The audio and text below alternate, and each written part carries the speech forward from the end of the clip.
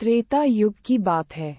सरयू नदी के किनारे कौशल नाम का एक प्रसिद्ध राज्य था, जहां अज के पुत्र राजा दशरथ राज करते थे। अयोध्या उस राज्य की राजधानी थी। यह नगरी 12 योजन लंबी और 3 योजन चौड़ी थी। नगर के चारों ओर ऊंची चौड़ी दीवारें थीं और उसके बाहर गहरी खाई। दीवार पर सैकड़ों शतरंगियां, तोपें रखी थी। सहस्रों सैनिक और महारथी नगर की रक्षा में तत्पर रहते थे। नगर के बीचों बीच राजमहल था। राजमहल से 8 सड़कें बराबर दूरी पर परकोटे तक जाती थी। नगर में अनेक उद्यान, सरोवर और क्रीड़ा गृह थे। ऊंची ऊंची अट्टालिकाएं थीं, जिनमें विद्वान, शूरवीर, कलाकार, कारीगर और व्यापारी रहते थे। घर घर में लक्ष्मी का निवास था। बाजार अच्छी से अच्छी वस्तुओं से भरे रहते थे। नगर के लोग स्वस्थ और सदाचारी थे। कुल मर्यादा के अनुसार सभी अपने धर्म का पालन करते थे। सभी जगह शांति, पवित्रता और एकता का वास था। राजा दशरथ बड़े प्रतापी और सदाचारी थे। सगर, रघु, दिलीप आदि अपने पूर्वजों की तरह उनका भी यश चारों ओर फैला हुआ था। 8 सुयोग्य मंत्रियों की सहायता से वे राजकाज चलाते थे। इन मंत्रियों में सुमंत मुख्य थे। मंत्रियों के अतिरिक्त वशिष्ठ, वामदेव, जाबाली आदि राजपुरोहित भी राजा को परामर्श देते थे। इनकी सहायता से राजा सदा प्रजाहित के कार्यों में लगे रहते थे। राजा दशरथ ने बहुत दिन तक राज सुख का भोग किया। उन्हें धन, मान, यश किसी की कमी न थी। पर उन्हें एक दुख था, उनको कोई संतान न थी। जीवन उन्हें सुना सा लगता था। उनकी रानियां कौशल्या, सुमित्रा और कैकेयी भी इस कारण दुखी रहती थी। राजा ने इस विषय में अपने मंत्रियों और पुरोहित से बात की। सबकी सलाह से यह निश्चय हुआ कि पुत्रेष्टि यज्ञ किया जाए।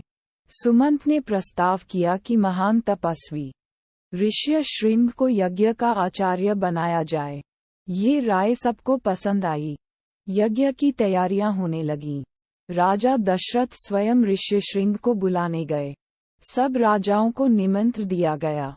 मिथिला के राजा भी यज्ञ में सम्मिलित के लिए आए। अनेक ऋषि मुनि भी आमंत्रित होकर आए।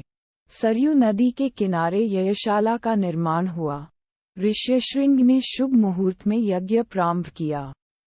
यज्ञ का घोड़ा गया। 1 वर्ष बाद घोड़ा लौटकर आया। तब बड़ी रानी कौशल्या ने उसका तिलक किया। अब वेद मंत्रों की मंगल ध्वनि यज्ञशाला में गूंज उठी। अग्नि में आहुतियां पड़ने लगीं। राजा दशरथ ने जब अंतिम आहुति डाली, तो अग्निदेव स्वयं सोने के पात्र में खीर लेकर उनके सामने प्रकट हो गए। ऋष्यशृंग ने अग्निदेव से खीर का पात्र ले लिया और राजा दशरथ को देकर कहा कि यह खीर पुत्रदायक है। अपनी रानियों को इसका सेवन कराए। खीर लेकर राजा ने उसे सर से लगा लिया। उन्होंने खीर का पात्र कौशल्या को देकर कहा कि तुम सब बांट लो। कौशल्या ने आधी खीर अपने लिए रख लिया, शेष सुमित्रा को दे दी। सुमित्रा ने उस आधे भाग का आधा अपने लिए रखकर शेष कैकेयी को दे दिया।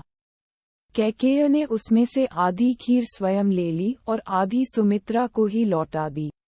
समय आने पर चैत्र मास के शुक्ल पक्ष की नवमी को बड़ी रानी कौशल्या के गर्भ से श्रीराम ने जन्म लिया। इसी तिथि पर हम आज भी रामनवमी का पर्व मनाते हैं।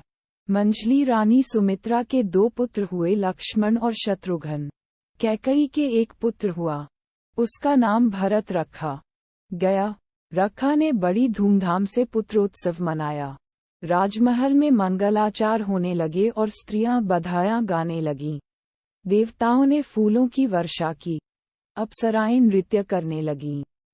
राजा और प्रजा के हर्ष का ठिकाना न रहा। चारों राजकुमार बड़े सुंदर थे। धीरे धीरे वे बड़े हुए और साथ साथ खाने खेलने लगे। चरों में बड़ी प्रीति थी। लक्ष्मण राम के साथ अधिक रहते और शत्रुघ्न भरत के साथ। चारों भाई जब अयोध्या की गलियों में खेलने निकलते तब उन्हें देखकर ठगे से रह जाते। राम के रूप में अद्भुत आकर्षण था। उन्हें जो देखता, वह देखता ही रह जाता।